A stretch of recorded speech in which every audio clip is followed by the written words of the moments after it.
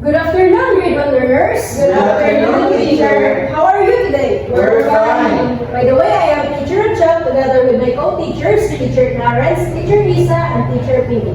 And we are your PE teacher for today. So before anything else, may I request everyone to please stand up for our prayer. In the Mother, the Son, and the Spirit. May the love of God, the guardian here, to whom God's love commits me here, ever this day be at my side, to light and guide, to rule and guard. Amen. Okay, please remain standing for our energizer.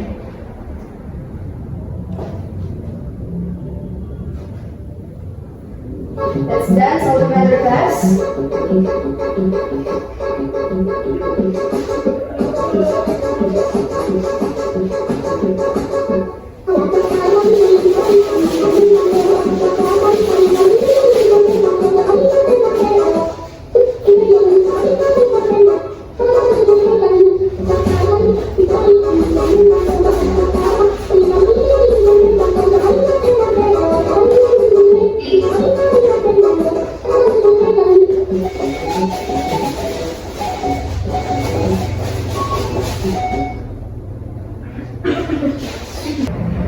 Okay, you may now sit down in class. But before you take your seat, kindly arrange your chairs and pick up some pieces of papers and words.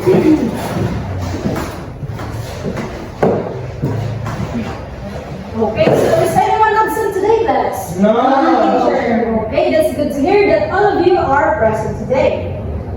Okay, so now for us to have a smooth discussion today, let's have first our classroom rules. Okay, may I request everyone to please read our classroom rules? Raise your right hand if you want to answer. Respect each other, sit properly, and listen attentively. Okay, thank you. So those are the following classroom agreement that must be obeyed for today's session. Can I expect that from you, class? Yes, teacher. So we also have here our scoreboard. So our scoreboard has two characters. The first one is lighting up in, and the second one is trip with our team. So these characters will represent your teams for today's activities and during our discussion. So as you earn points, your cars will smoothly move forward, showing your progress.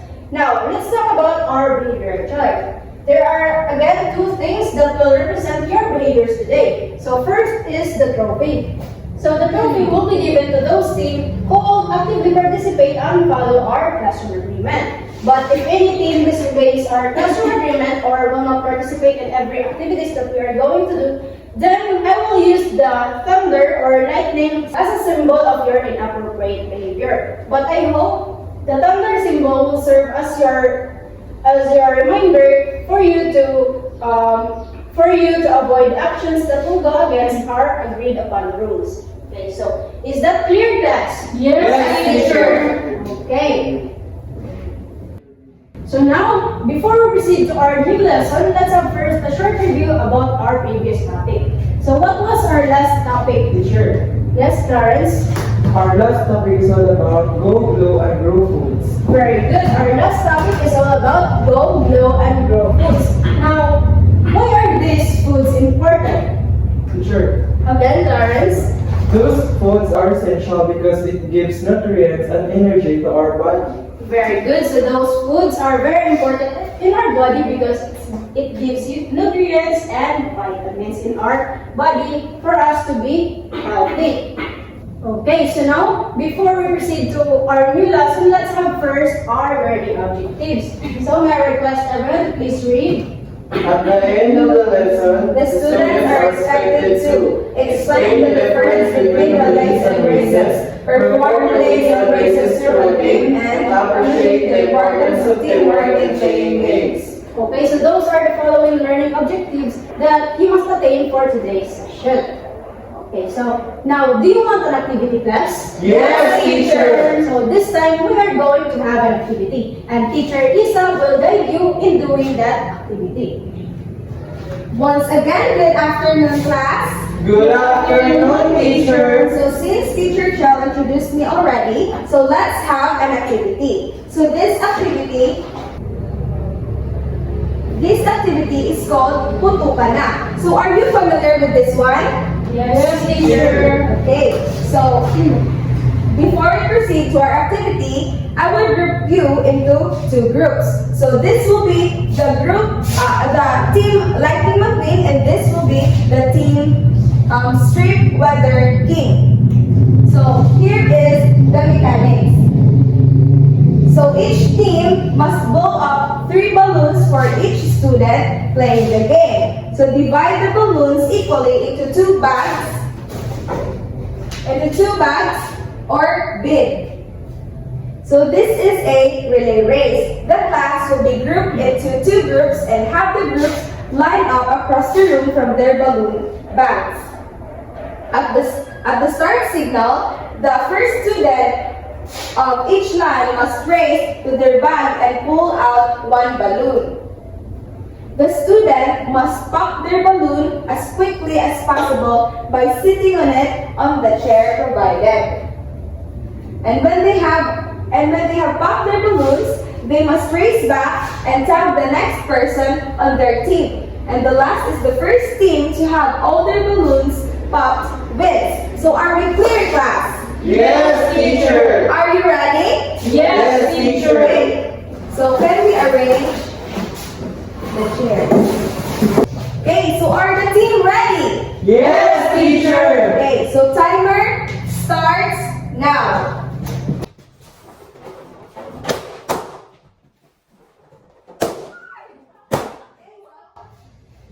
Okay, so the team Lightning McQueen wins. So can you arrange the chairs?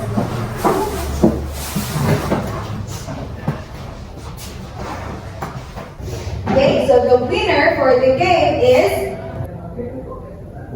the team Lightning McQueen. So did you enjoy the activity that we conducted? Yes, teacher. Okay, so now may I call Teacher Clarence for the processing questions.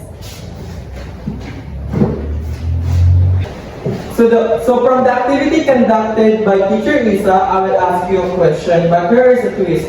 I will ask you questions through a duck race. Do you know what is a duck race? Yes, teacher. So, if you know it, let's the duck race game begin.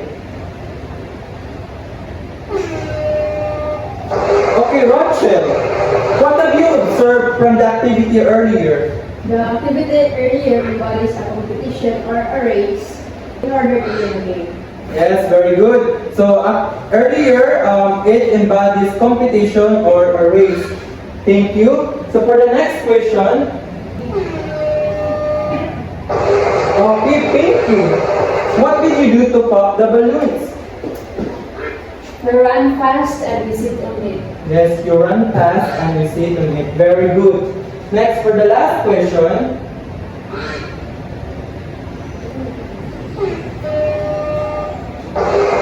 Isa, why is it important to build teamwork within a team?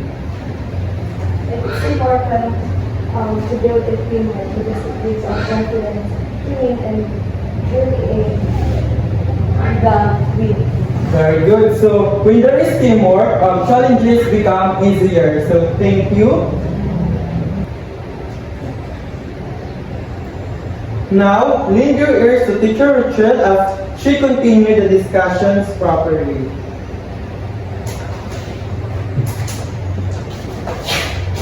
Are you still there, grade 1 learners? Yes, teacher. Okay, that's good to hear. So, today we are going to discuss about relays and races. So, based on the activity earlier, you have experienced racing, and by tapping on by tagging your members, you are actually passing. So, by tagging your members, it means that he is the next to go or to pop another balloon. So, by that, you have already witnessed what is a relay and what is a race. So, to better understand what is relays or what are relays and races, let us now proceed to our discussion. So, first, a race is a contest of speed between 2 or more players or groups of players. So, when we say race, let us all remember that it is a contest of speed, meaning to say, the speed is an action of doing something quickly. For example, running, So by running, you are sprinting, no? So by that, it is not also called it is not called a race when only one player plays the game. So it should be two or more players for it to be called a race, because a race is a competition between two or more players. And to start the race, you must first begin on the starting line. And how can we finish the race? So in order to finish the race, you must compete with the other players to go to the finish line. And the winner of the race will be declared to the person or to the player who will get to the finish line first. So now, what is a relay? So a relay is a kind of race where players in a group pass an object from one player to another. So a relay is still a kind of race, but it is a little different from a race, because in a relay there is an object being involved. Okay, so when we say race, it is again, what is a race? A competition. How about a relay? Object. Passing object. Very good. So let us all remember that the only difference between relays and races is that a race is simply a competition between two or more players that requires speed. And if you compare it to a relay involves an object or passing an object from one player to another. Now, what are examples of objects that are commonly used in a relay? So, first one is a baton. Second is sticks. Then, third is a ruler. And lastly is a ball. So, these objects can be used to conduct a relay game. Or this object, or for example, a ball can be used to relay by passing it to another player. Okay, so did you understand this? Yes. Teacher. Okay. So here are some examples of relays that you can play. First is the running relay. Second is ball pass relay. Then the shoe scramble relay. So those are just some examples of relays that you can play. Okay, so that ends our discussion, class. Do you have any questions or further clarifications? Okay, so since you don't have any questions, then I will be the one to ask you questions. So again, what is a relay? Or what is the difference from a relay what is the difference between a relay and races? Yes, Pinky? Races is only purely competition, playing with two or more members, while relay, you are passing object to another person. Very good. So, a relay involves passing an object one person to another, and it is also a kind of race. But when we say a race, it does not involve any objects. Okay, so now, from the activities that you have conducted earlier, what is the importance of having a teamwork in your members? Or what is the importance of having a teamwork in our daily living? Yes, Lawrence? Having teamwork makes the challenge more easier. Yes, very good. So having a teamwork makes challenges even easier, because even if we lose or even if we win, there is still a lesson learned. Because through teamwork, we can better understand or feel the essence of a true sportsmanship. Okay, so did you understand our lesson, class? Yes, teacher. So now, lend your ears for Teacher Pinky as he will do another activity.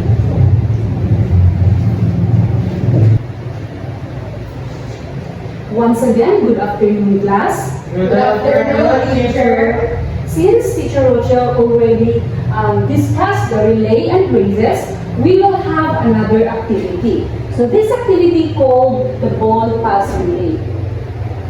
Are you familiar with this activity, class, or this game, class? No, teacher. Okay, so in order for you to know, here are the mechanics of the game.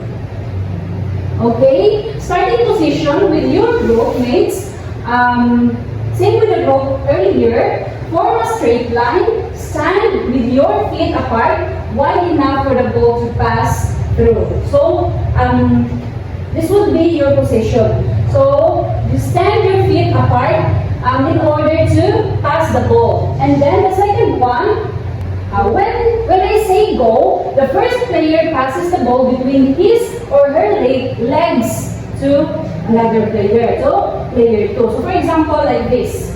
So, the player 1 will pass the ball to the second player. And then, this goes on until the ball gets to the last player in the line. And then the last player will run to the front of the line and passes the ball. This goes on until all the players have had their turn to be at the front of the line. The group whose player first get back to their original places wins the game. Are we clear, class? Yes, teacher. Okay.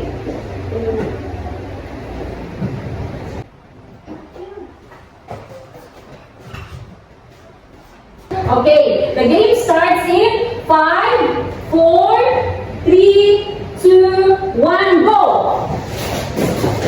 Yes, Okay, so the red cars or the red team win the game.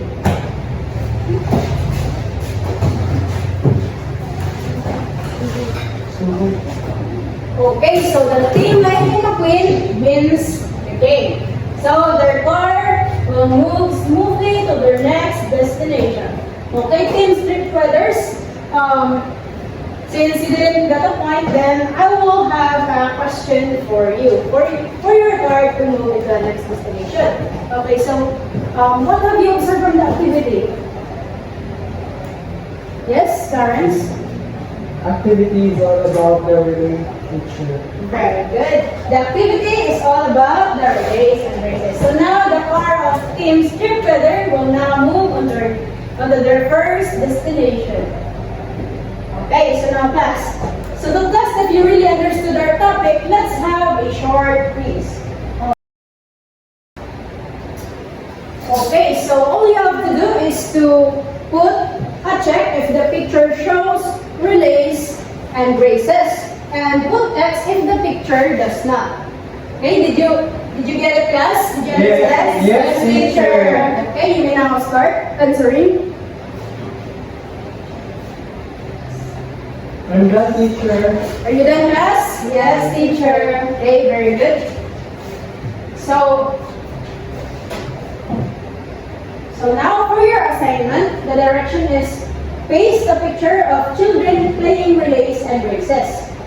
Okay, put it in a long bond paper. So did you understand the direction, class? Yes, teacher. Okay, so since we are done with our lesson, I will be announcing our winner for the day. Okay, so who do you think is the winner today, class? Lightning McQueen. Yes, very good. The team Lightning McQueen. So their team will have a 2 trophy. And for the team Strip Brothers, they will only have 1 trophy as a symbol of their reward. Okay, so that will be all today, class. Goodbye. Goodbye and thank you, teacher. Okay, see you next week.